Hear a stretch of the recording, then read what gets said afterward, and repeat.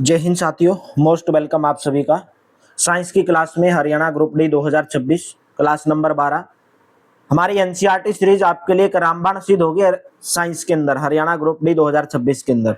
अगर आप ये पूरी कंप्लीट सीरीज कर लेते हैं 20 से 25 दिन में और खत्म हो जाएगी, तो साइंस के अंदर आपके 15 में से 10 नंबर 100% आएंगे और 5 नंबर हम पीवाईक्यू से कवर करेंगे। इसके बाद हम पीवाईक्यू सीरीज की शुरुआत करेंगे। तो हमारी जो क्लासेज का टाइम है वो डेली आपको सुबह 11 बजे, सुबह 7 बजे हरियाणा जीके और साथ में आपको हरियाणा करंट अफेयर्स मंथली कराई जाएगी। जीके जी सुबह 11 बजे, साइंस दोपहर को 2 बजे, मैथ्स की 9 बजे। और इस नंबर के ऊपर व्हाट्सएप करके 230 रुपीज में आप Haryana current affairs with Haryana current affairs all subject PYQ PDF प्राप्त कर सकते हैं। तो चलिए सेशन की शुरुआत करेंगे। क्वेश्चन आपके सामने, कल मैंने आपको एक क्वेश्चन होमवर्क के रूप में दिया था कि रक्त का थक्का इनमें से किसकी उपस्थिति के कारण बनता है। रक्त का थक्का किसकी उपस्थिति के कारण बनता है।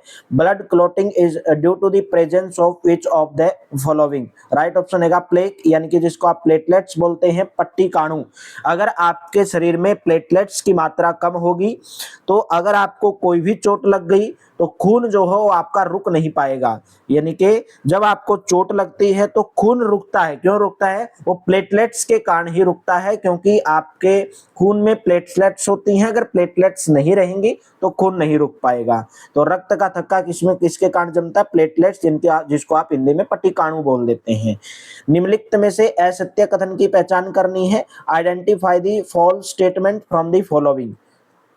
क्वेश्चन दिया गया है कि धमनियों की भित्तियां मोटी और प्रत्यास्थ होती हैं। The walls of arteries and thick and elastic, यानी कि जो आपकी आर्टरीज होती हैं, ठीक है, आपकी जो आर्टरीज होती हैं, धमनियां होती हैं, उसकी जो वॉल है, दीवार है, वो क्या होती है? मोटी भी होती है और इलास्टिक भी होती है। पहला तो सही है। There are two types of blood vessel in the body, arteries and veins. देखिए आपके शरीर में दो टाइप्स की ब्लड वेसल होती हैं। एक तो आर्टरीज होती है, एक वेन्स होती है, एक धमनी होती है, एक सिरा होती है। मैं इनका काम भी बताऊंगा आपको। ये भी सही है आपका।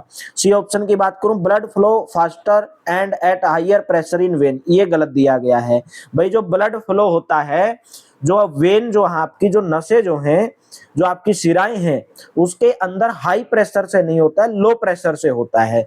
Blood carries waste product including carbon dioxide from the cells is brought back to the heart, ये भी सही है। ऑप्शन नंबर आपका डी करेक्ट हो जाएगा। ठीक है, यानी कि जो रक्त है वो कोशिकाओं से कार्बन डाइऑक्साइड सहित अन्य अपशिष्ट पदार्थों को वापस हृदय के अंदर लाया जाता है। ये भी सही है मेरे दोस्तों। ठीक है, देखिए जो आपकी ब्लड है, ब्लड जो है आपका रक्त है, वो सेल से क्या लेकर आता है? Carbon dioxide. और कार्बन डाइऑक्साइड के साथ में और भी बहुत सारे अपशिष्ट पदार्थ आ जाते हैं। ठीक है, और भी बहुत सारे अपशिष्ट पदार्थ आ जाते हैं और इस ब्लड को वापस हृदय के अंदर लाया जाता है, हार्ट के अंदर लाया जाता है। और हार्ट में लाने के बाद में ये फेफड़ों के अंदर जाता है और फेफड़ों के द्वारा कार्बन डाइऑक्साइड बाहर निकाल दी जाती है। दो प्रकार की रक्त वाहिनियां पाई जाती हैं, धमनी और सिरा, यानी कि आर्टरीज और सिरा। धमनियों का क्या काम है, यानी कि आर्टरीज क्या काम करती हैं? आपके हृदय से, आपके हार्ट से जो ऑक्सीजन, जो रहित ऑक्सीजन, जिस ब्लड के अंदर ऑक्सीजन है, वो शरीर के सभी भागों के अंदर लेकर जाती है। आर्टरीज क्या काम करती है? ऑक्सीजन युक्त ब्लड को आपके शरीर के विभिन्न अंगों तक लेकर जाने का काम करती है। ठीक है, लेकिन आर्टरीज के अंदर जो रक्त का, ब्लड जो होता है वो तेजी से प्रवाह होता है और प्रेशर क्या होता है? ज्यादा होता है आर्टरीज के अंदर, लेकिन वेन्स के अंदर कम होता है। और इसमें दिया गया कि वेन्स के अंदर ज्यादा होता है, तो वेन्स के अंदर कम होता है। धमनियां, आर्टरीज को जो भित्ति है, वॉल है, वो क्या होती है? मोटी होती है और इलास्टिक होती है।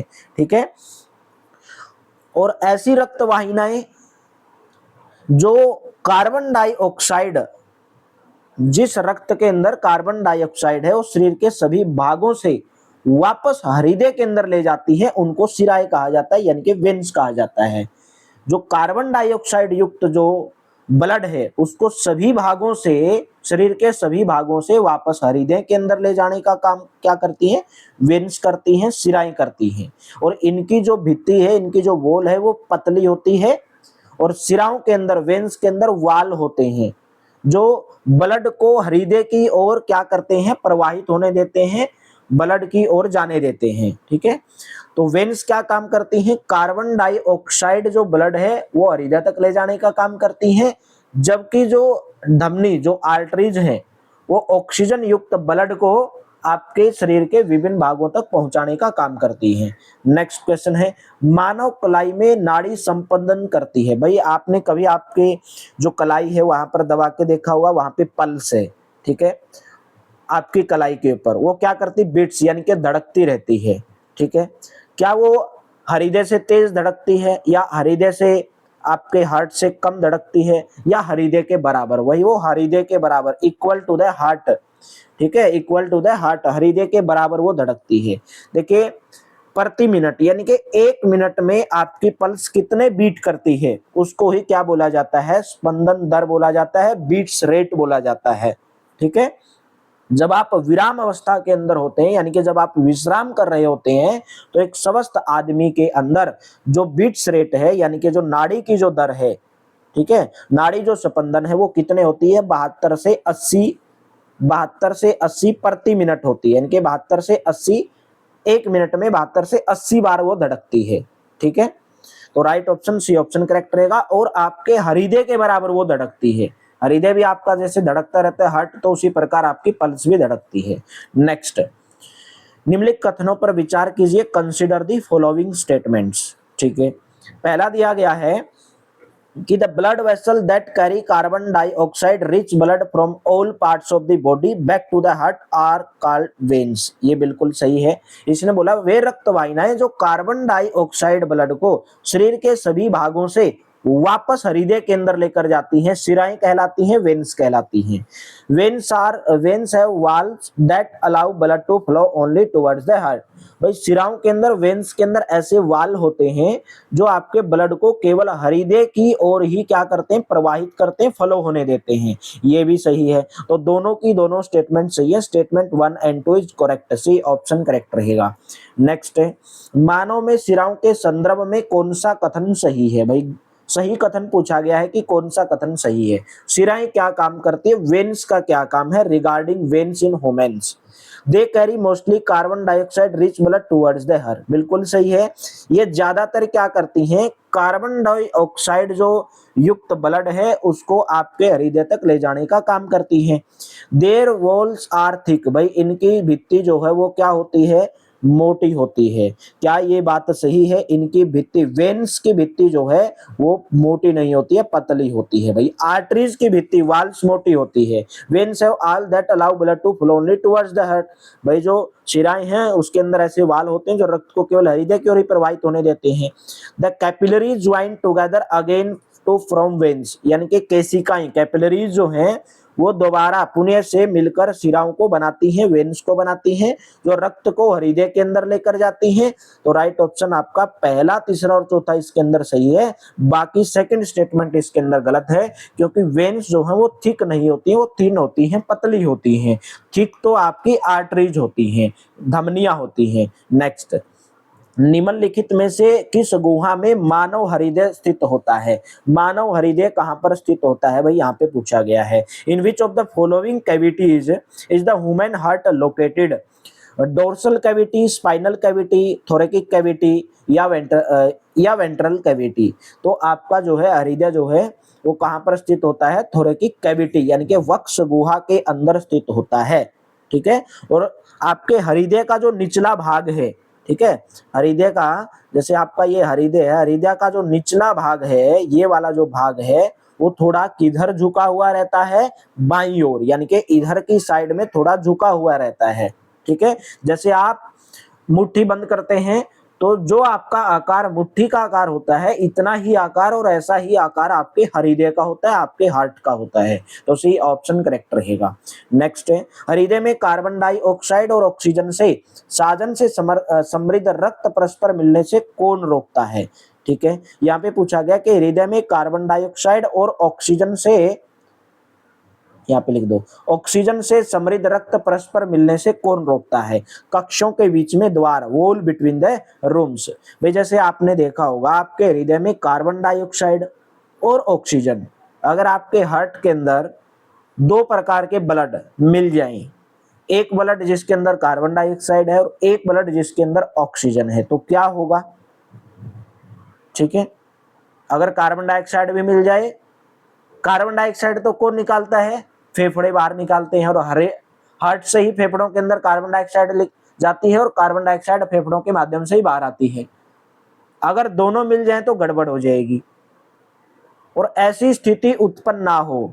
ठीक है, ऐसी स्थिति उत्पन्न ना हो, ऐसी कंडीशन उत्पन्न ना हो, इसके लिए हृदय को 4 भागों के अंदर, 4 कक्षों के अंदर बांटा गया है।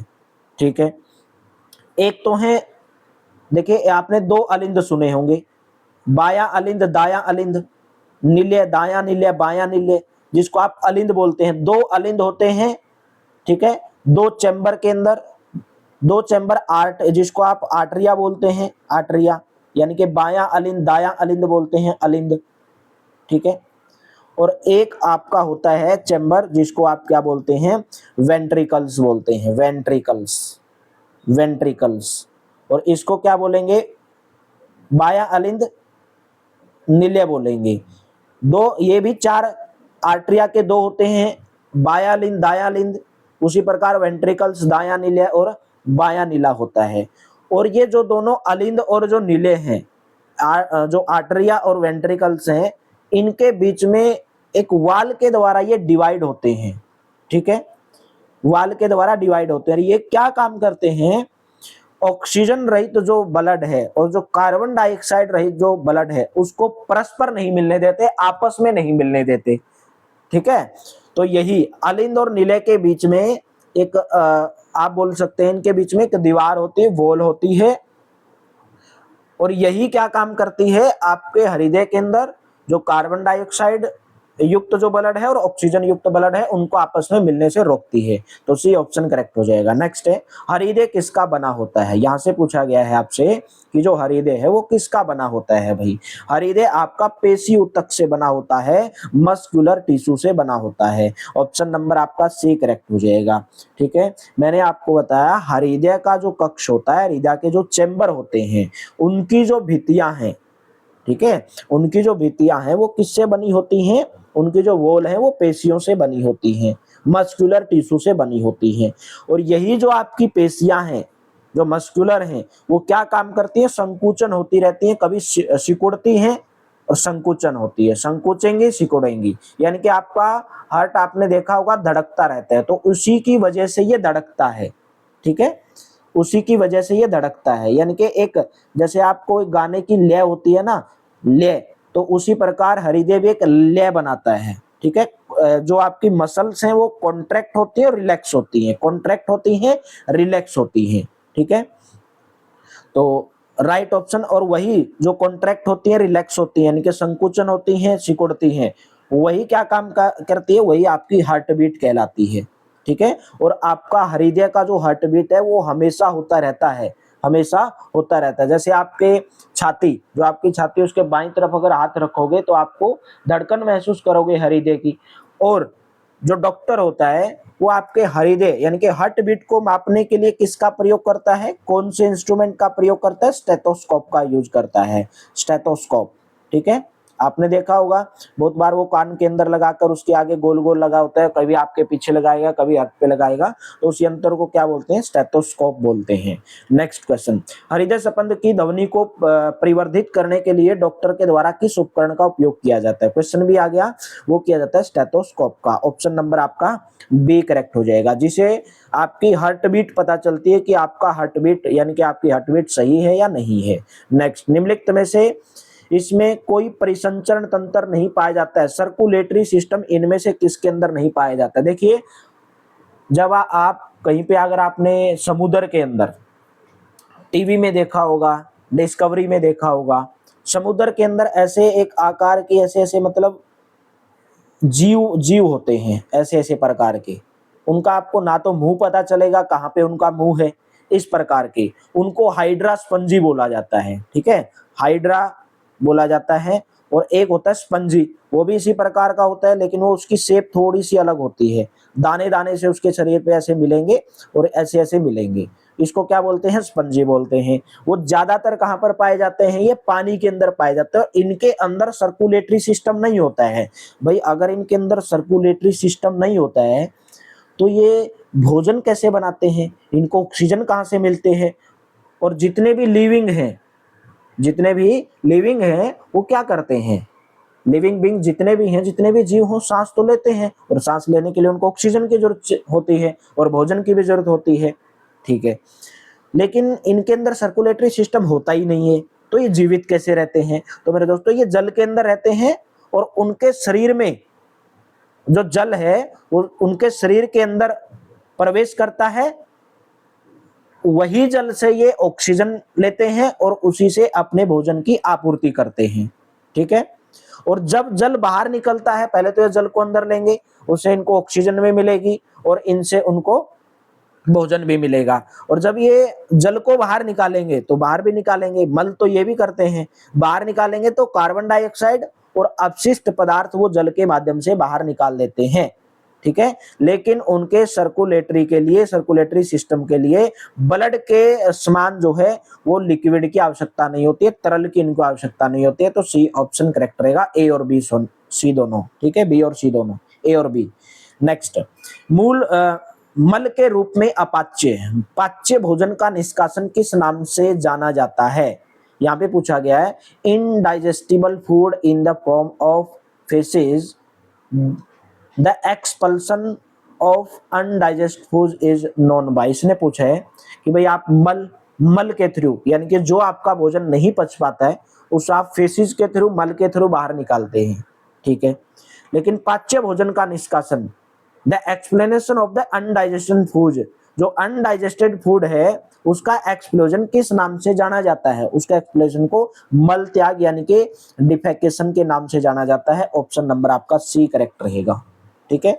मैंने बताया आपको, आपके शरीर के अंदर अपशिष्ट पदार्थ कार्बन डाइऑक्साइड फेफड़ों के द्वारा बाहर निकाल दी जाती है, ठीक है। और जो अपाचित यानी कि जो अनपचा हुआ जो भोजन है जिसको आप पचा नहीं पाते, वो मल के माध्यम से आपके शरीर के द्वारा बाहर निकाल दिया जाता है। निम्नलिखित कथनों पर विचार कीजिए और सही आंसर आपको देना है कि कौन सा है। Consider the following statement, which of the above statement is correct. जब हमारी केशिकाएं अपना कार्य करती हैं तो कुछ पदार्थ अपशिष्ट के रूप में निर्मुक्त हो जाते हैं। When our cells carry out their function, some substances are released as waste। पहला सही है। The process of removing waste material produced in the cell by living organism is called exertion, यानी कि उसको क्या बोले जाते हैं, उसको उत्सर्जन बोला जाता है। तो दोनों की दोनों स्टेटमेंट यानी कि दोनों के दोनों कथन इसके अंदर सही हैं। जब हमारी केशिकाएं, जब हमारी सेल अपना कार्य करती हैं तो कुछ सब्सटेंस अपशिष्ट के रूप में, वेस्ट के रूप में बाहर निकल जाते हैं और अधिकांश जो ये पदार्थ जो बाहर निकलते हैं वो टॉक्सिक होते हैं, ठीक है। टॉक्सिक सब्सटेंस होते हैं, टॉक्सिक होते हैं यानी कि जिसको आप विषैले बोलते हो, जहरीले बोलते हो, इसलिए उनको शरीर से बाहर से निकालने की आवश्यकता होती है। भाई अगर आपके शरीर के अंदर अपशिष्ट पदार्थ जमा होते रहेंगे तो आपका शरीर जहर बन जाएगा, टॉक्सिक बन जाएगा, ठीक है। तो जितने भी सजीव चीज हैं उनकी कोशिकाओं के अंदर अपशिष्ट पदार्थों के बाहर निकालने का जो प्रक्रम है, जो प्रक्रिया है, उसको क्या बोला जाता है, उत्सर्जन बोला जाता है, एक्सक्रेशन बोला जाता है, ठीक है। और उत्सर्जन में भाग लेने वाले सभी अंग मिलकर क्या बनाते हैं, उत्सर्जन तंत्र बनाते हैं, एक्सर्शन सिस्टम बनाते हैं। तो ऑप्शन नंबर सी करेक्ट हो जाएगा। नेक्स्ट बताइए, निम्नलिखित में से गलत कथन की पहचान करनी है। भाई गलत कथन इनमें से कौन सा है। From the kidney urine passes through the ureters to the urinary bladder. भाई वृक्कों से, वृक्क होती यानी कि जो आपकी किडनी, मूत्र वाहिनियों से होता हुआ मूत्राशय में जाता है, बिल्कुल सही है। भाई आपकी किडनी क्या काम करती है, जैसे आप छलने से चाय छानते हो तो उसी प्रकार आपकी किडनी भी एक छानने का काम करती है, ठीक है। अलग अलग चीजों को, जैसे आपके पेट के अंदर भी सॉलिड चीज, लिक्विड चीज, अलग अलग चीजें, तो जो आपका यूरिन के माध्यम से अपशिष्ट पदार्थ बाहर निकल जाते हैं। Urine passes through the ureters to the urinary bladder, मूत्राशय के अंदर जाता है, तो पहला तो सही है। मूत्राशय से एक पेशीय नली जुड़ी होती है जिसे मूत्रमार्ग कहते हैं। A muscular tube is connected to the urinary bladder called the urethra, ये भी सही है। The urine get stored in the ureters, ये गलत है भाई। यहाँ पे इसने बोला है कि जो मूत्र वाहिनियों में मूत्र संचित होता रहता है भाई, मूत्र वाहिनियों के अंदर नहीं होता है। Urine get stored in the uterus, मूत्र वाहिनियों के अंदर मूत्र संचित नहीं होता है, वो किसके अंदर होता है? ब्लेडर, यूरिनरी ब्लेडर के अंदर होता है। मूत्राशय के अंदर वो क्या होता रहता है? स्टोर्ड होता रहता है। ठीक है, यूरिन जो आपकी यूरेट्रस है, मूत्र वाहिनियां हैं, उनके अंदर नहीं होता है, उनसे होकर तो वो जाता है, जबकि इकट्ठा कहाँ पे होता है? यूरिनरी ब्लेडर्स के अंदर होता है। नेक्स्ट है यूरिनरी जो सिस्टम है also known as the urinary tract consist of the kidney, ureters, bladder and urethra. जो आपकी मूत्र प्रणाली है, जो यूरिनरी सिस्टम जो आपका है, जिसे मूत्र पथ के रूप में भी जाना जाता है, उसमें गुर्दा, मूत्रवाहिनी, मूत्राशय और मूत्र मार्ग होते हैं। बिल्कुल सही है। तो कौन सा स्टेटमेंट? सी ऑप्शन इसके अंदर गलत है, बाकी इसके अंदर सही है। नेक्स्ट बताइए, क्लास कैसी लग रही है? एक बार कमेंट बॉक्स में जरूर बता देना अगर आपको अच्छे से समझ में आ रहा है तो।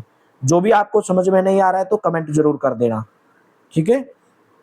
मैं अपना पूरा बेस्ट देने की कोशिश कर रहा हूँ। ये आपके लिए बेहतरीन सीरीज है, रामबाण है।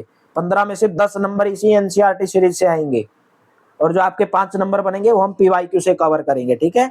नेक्स्ट, निम्नलिखित में से सही कथन बताना है। इसने पूछा sweet consist of water and salts.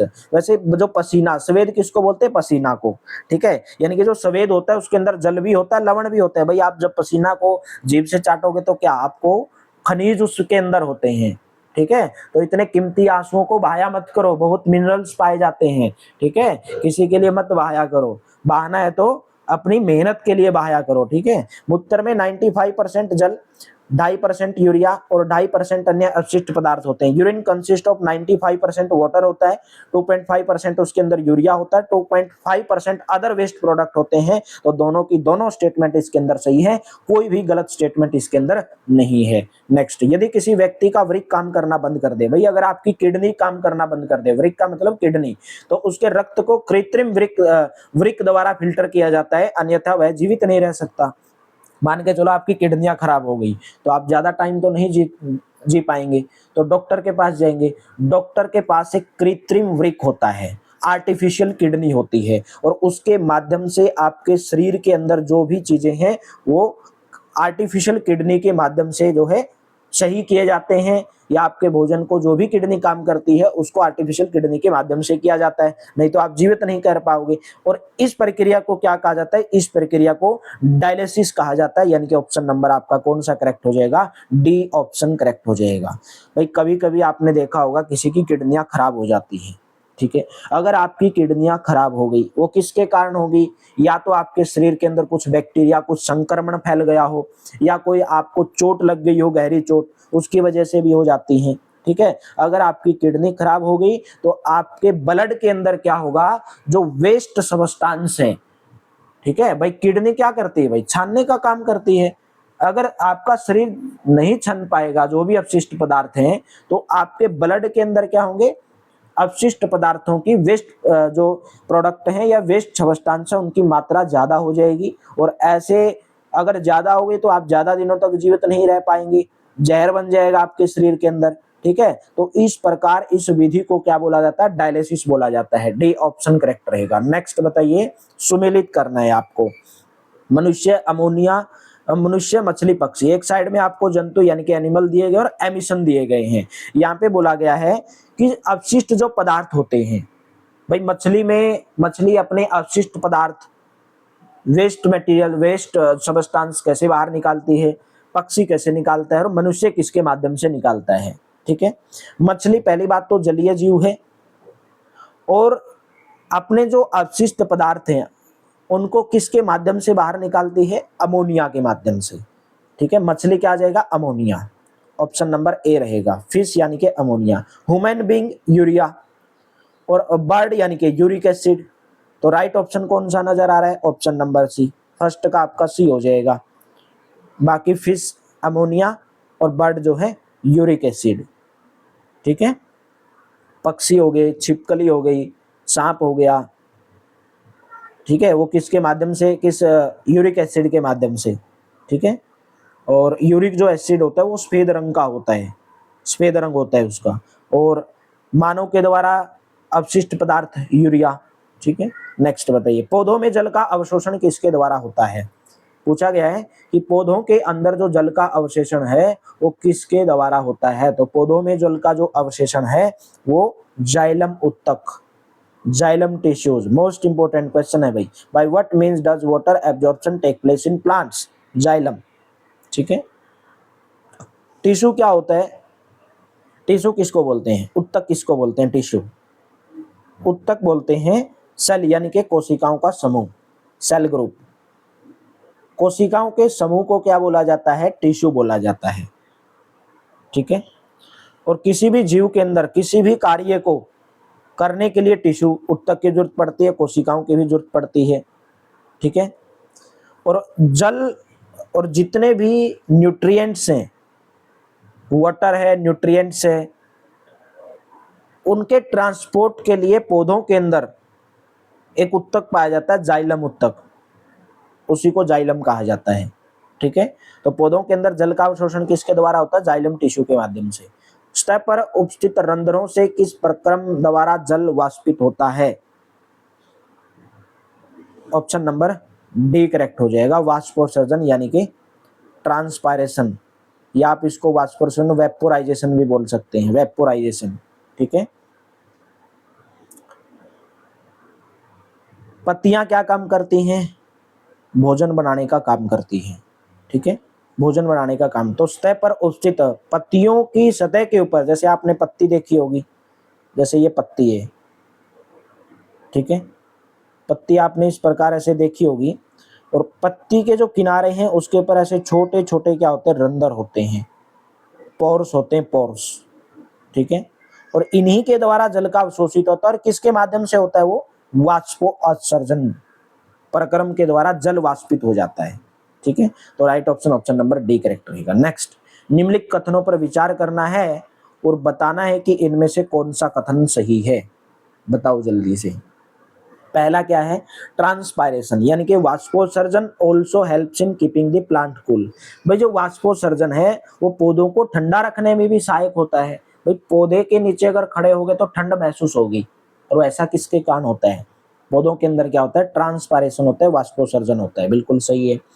During transpiration a large amount of water is lost in the form of vapour through the stomata. वाष्पोत्सर्जन के दौरान रंध्रों से वाष्प के रूप में बड़ी मात्रा में जल का ह्रास होता है। ठीक है, नेक्स्ट है, plants absorb mineral nutrients and water from the soil. जो प्लांट्स हैं वो मिनरल्स, न्यूट्रिएंट्स, जो खनिज पोषक तत्व हैं, जल है, वो किससे प्राप्त करते हैं? मिट्टी से। ठीक है, not all the observed water is used by the plant. इसने बोल रहे हैं, ये आगे क्या बोल रहे हैं कि जितना भी वो वाटर एब्जॉर्ब करते हैं वो पूरा का पूरा पौधों के द्वारा उपयोग नहीं किया जाता है। ये भी बात सही है, क्योंकि भाई पूरा पौधों के द्वारा उपयोग नहीं किया जाता है, वो कुछ वाष्पोत्सर्जन के माध्यम से भी बाहर निकाल देते हैं। तो ऑप्शन नंबर आपका डी करेक्ट हो जाएगा, all statement is correct. Next बताइए, पौधे के कायिक अंग पूछा गया है, कौन से हैं? The vegetative parts of plants. Plants के वेजिटेटिव पार्ट इनमें से कौन से हैं? ठीक है, प्लांट्स का क्या पूछा गया? वेजिटेटिव पार्ट, यानी कि तो इनमें से सभी के सभी वेजिटेटिव पार्ट हैं भाई। जड़ भी है, रूट भी है, स्टेम भी है, लीव्स भी है।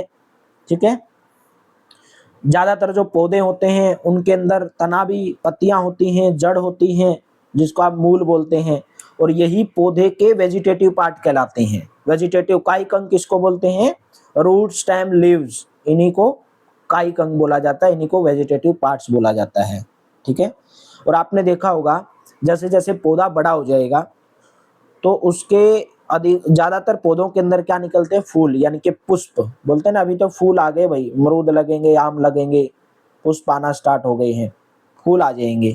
और बसंत ऋतु में आपने देखा होगा आम के वृक्ष क्या हो जाते हैं? फल आने लग जाते हैं, आम के वृक्ष को फल आ जाएंगे, और यही फल बाद में रसीले रसीले फल, रसीले रसीले आम बन जाएंगे, और आप इसके अंदर गर्मियों के अंदर लुत्फ मजा उठाते हैं इनका। ठीक है, और जो हम फल खाते हैं उनके बीजों को फेंक देते हैं, और वही बीज बाद में अंकुरित होकर के रिप्रोडक्ट होकर के क्या बनाते हैं? नया पौधा बनाते हैं। तो राइट ऑप्शन डी रहेगा इसमें।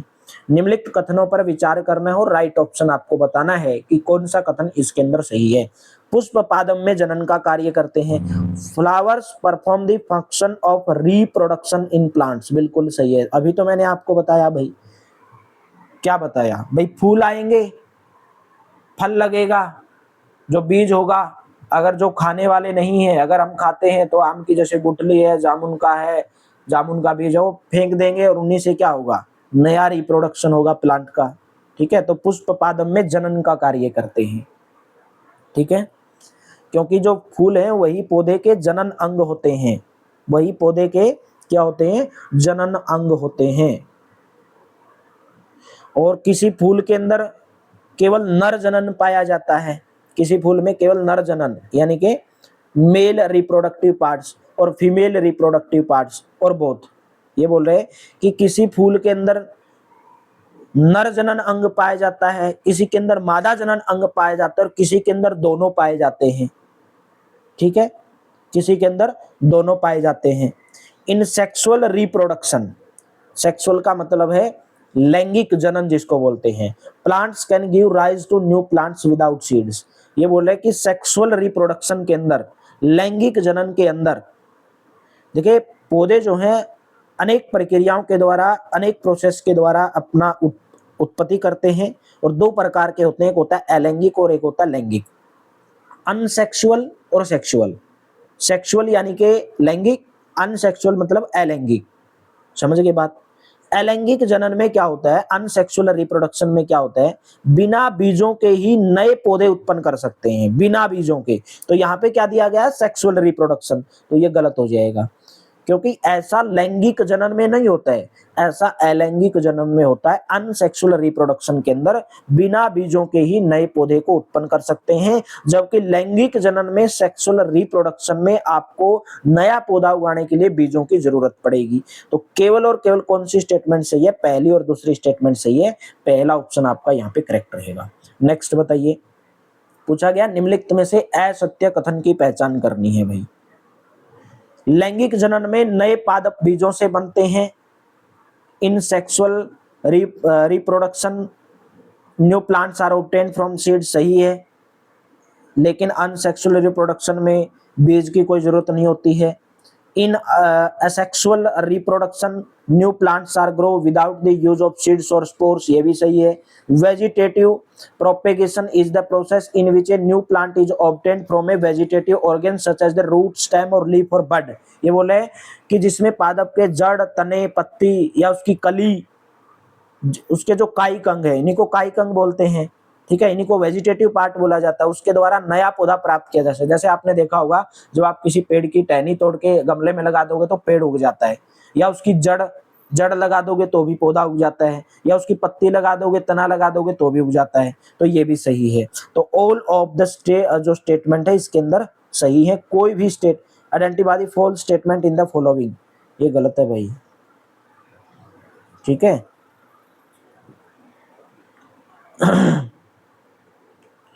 अलैंगिक जनन में नए पौधे बीजों अथवा बीजाणुओं के उपयोग के बिना ही उगाए जाते हैं, ये भी सही है। तो इसके अंदर कोई भी स्टेटमेंट गलत नहीं है भाई। असत्य कथन की पहचान बोला गया था, तो इनमें से कोई भी असत्य नहीं है, मतलब ठीक है, यही सही है। इनमें से कोई भी गलत नहीं है, सभी के सभी इसके अंदर सही है। नेक्स्ट बताइए, आलू के कंद में जिन संरचनाओं को आंखें कह देते हैं वे क्या होती हैं? What are the structure in a potato tuber called eyes? आपने देखा, आलू देखा है आपने, आलू तो खाते होंगे। ठीक है, जब आपके घर में आलू ज्यादा दिनों तक पड़ा रहता है तो उसकी आंखें निकल आती हैं ऐसी। ठीक है, और ऐसे ग्रीन ग्रीन ऐसे निकल के आ जाएगा बाहर, अंकुरित हो जाएगा मतलब वो। ठीक है, तो उन्हीं को, इसको आलू की आंख बोला जाता है। ठीक है, वे क्या होती हैं? वो क्या होती हैं? वेजिटेटिव बर्ड्स होती हैं, कायिक कलिकाएं होती हैं। कायिक कलिकाएं, जैसे आपने किसी फूल को खिलते हुए देखा होगा। ठीक है, और जो पुष्प कलिकाएं हैं उनके अलावा भी पत्तियों का जो कक्ष होता है उनके अंदर भी कलिकाएं पाई जाती हैं, और यही कलिकाएं जो हैं कायिक कलिकाएं कहलाती हैं, वेजिटेटिव बर्ड्स कहलाती हैं। और कली में एक छोटा सा तना होता है, जैसे आलू में एक छोटा सा तना बाहर निकल कर आएगा। ठीक है, तो यही क्या कहलाती है, कायिक कलाएं कहलाते हैं, वेजिटेटिव बर्ड्स कहलाते हैं। नेक्स्ट बताइए, किस पौधे का एक पत्ता नम मिट्टी पर गिरता है तो प्रत्येक कली पर एक नए पौधे का जन्म दे सकती है? ये बोल रहे हैं किस पौधे का एक पत्ता नम मिट्टी पर गिरेगा, पत्ता की बात कर रहे हैं, बीज की बात नहीं कर रहे। वे कौन सा पौधा है अगर उसका पत्ता कोई नम मिट्टी, नम का मतलब है थोड़ी सी गिल्ली मिट्टी, नमी टाइप की मिट्टी पर अगर उसका पत्ता गिर जाएगा तो प्रत्येक कली एक नए पौधे को जन्म देगी। और ऐसा पौधा होता है ब्रायोफाइलम का पत्थर चट्टा, अगर आपने सुना हो, पत्थर चट्टा ऐसे बोलते हैं ना कि अगर पत्थरी है तो पत्थर चट्टा का पत्ता खाना चाहिए, तो पत्थर चट्टा यानी कि ब्रायोफाइलम का जो पौधा है उसकी जो पत्ती होती है उसके किनारे जो हैं बड्स होते हैं, ऐसे बड्स होते हैं, कलिकाएं होती हैं। यदि हम उस पौधे की पत्ती नमी वाली भूमि के ऊपर गिराएंगे तो जो प्रत्येक कलिका है, प्रत्येक जो बड्स है, वो नए पौधे को जन्म देगी। उसकी पत्ती पर जितनी भी कलिकाएं होंगी वो प्रत्येक पौधे को एक को जन्म देंगी। तो ब्रायोफ्लाइम होता है पत्थर चट्टा जिसको बोलते हैं। निम्नलिखित में से क्या पौधों के कायिक प्रवर्धन के बारे में सत्य है? पौधों के वेजिटेटिव प्रोपेगेशन के बारे में बताना है, पौधों के वेजिटेटिव प्रोपेगेशन के बारे में बताना है कौन सा सही है। ठीक है, यह प्रजनन की एक अलैंगिक विधि है, यह प्रजनन की एक अलैंगिक विधि है। It is a sexual method of reproduction. ठीक है, नेक्स्ट बोल रहे preferred over other method of reproduction it occurs, यानी कि प्रजनन की अन्य विधियों की तुलना में वृद्धि, यहाँ पे लिखो, यहाँ पे वृद्धि, ठीक है, वृद्धि धीरे होती है। नेक्स्ट क्या बोल रहे हैं, इसका उपयोग उन पौधों के लिए किया जा सकता है जो बीज उत्पन्न करने की अक्षमता खो चुके हैं। नए पौधे अपने जनन के स्टिक प्रति होते हैं, नए पौधे अपने जनन की स्टिक प्रति होते हैं, यानी कि new plants are exact copy of their parents. देखें, पहली बात तो कायिक प्रवर्धन यानी कि वेजिटेटिव प्रोग्रेशन होता क्या है? ये क्या है? एक अलैंगिक जनन है, असेक्सुअल मेथड है, जिसके अंदर जो पौधे का जड़ है, तना है, पत्ती है, कली है, वो अपने कायिक अंग के द्वारा, वेजिटेटिव पार्ट के द्वारा एक नया पौधा प्राप्त किया जा सकता है। और इसी को हम क्या बोलते हैं? कायिक प्रवर्धन बोलते हैं, वेजिटेटिव प्रोपेगेशन बोलते हैं। ठीक है, और कायिक प्रवर्धन के माध्यम से जो पौधा है वो कम समय में उगाया जा सकता है, प्रजनन की अन्य विधियों की तुलना में धीमी। ये गलत है। बारे में सत्य कथन कौन सा है? ये सही है, कायिक प्रवर्धन के बारे में, यही तो हमें बताना है। ये सही है भाई। इसके अंदर इसका उपयोग उन पौधों के लिए किया जा सकता है जो बीज उत्पन्न करने की क्षमता खो सकते हैं, नहीं, ये गलत है। नए पौधे अपने जनन की स्टिक प्रति होते हैं, भाई नए जो पौधे होते हैं वो अपने पौधे की प्रतिलिपि होते हैं, क्योंकि एक ही जनक द्वारा उत्पन्न होते हैं। तो इसके अंदर जो स्टेटमेंट सही है वो केवल और केवल सेकंड स्टेटमेंट सही है। ठीक है, बी ऑप्शन इसके अंदर सही है, बाकी इसके अंदर क्या हो जाएंगे? गलत हो जाएंगे। क्लियर हुई बात?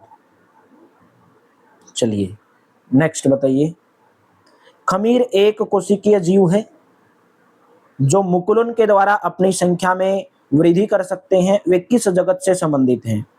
East are unicellular organism that can multiply through budding, to which kingdom do they belong? यानी कि कौन सी प्रजाति से, किस जगत से खमीर, यीस्ट किससे बिलोंग करता है? Protista, fungus, plant, animal. Protista बोला जाता है, कवक बोला जाता है, पादप बोला जाता है, जंतु बोला जाता है। आंसर आपको इसका होमवर्क के रूप में देना है। क्लास कैसी लगी कमेंट बॉक्स में जरूर बताइएगा। अच्छी लगी तो वीडियो को लाइक करके जाइएगा, वीडियो को शेयर करके जाइएगा और अपनी तैयारी को मजबूती दे दीजिएगा हमारी धाकड़ सीरीज के साथ में जुड़ के। जो आपको क्लासेज का टाइम है यहाँ पे दिया गया है, साइंस, मैथ्स, हरियाणा जी के, और कंप्लीट पीडीएफ इस नंबर के ऊपर व्हाट्सएप करके प्राप्त कर सकते हैं। Thank you, have a nice day.